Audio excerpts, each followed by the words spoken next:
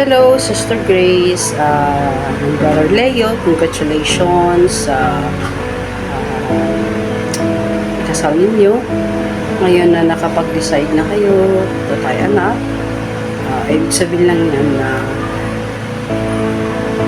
itatali na kayong dalawa at hindi na kayo makakawala kahit kailan pa.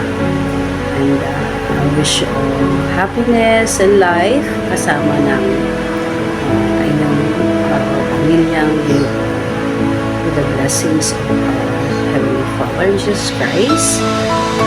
Sana mahalan kayo at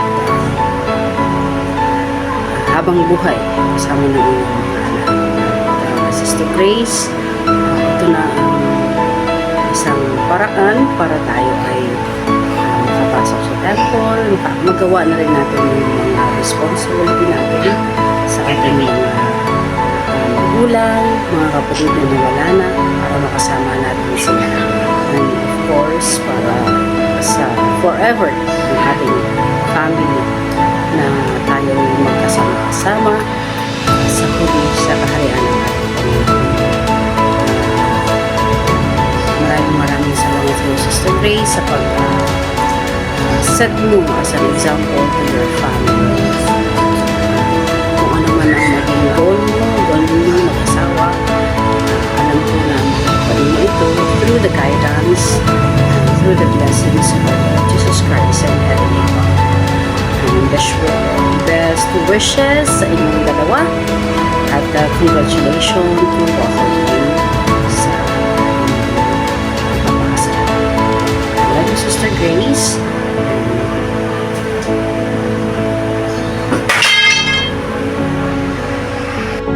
Hi, Sisi Grace and Leo. Finally, ito na yung pinakahihintay niyo. At ikaw na nga, Brother Leo, ang pag-ibig na hinintay ni Sister Grace.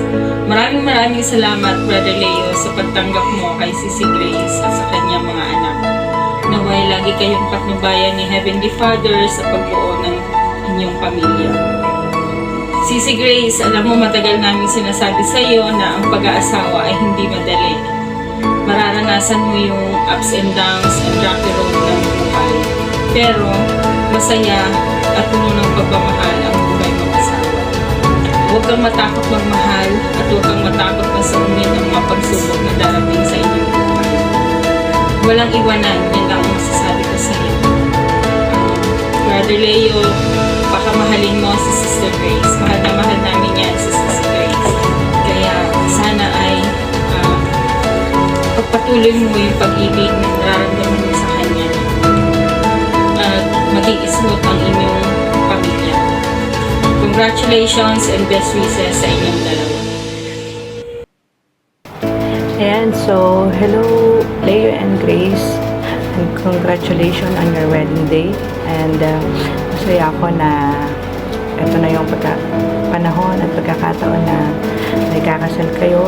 At salamat sa lahat ng mga example nyo, no?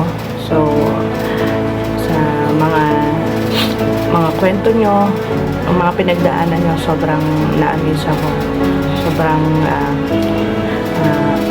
matatapang kayo na pinaglaban nyo ang isa't isa, na patuloy kayo na kayo pa rin magkasama at hindi kayo nag-iiwanan.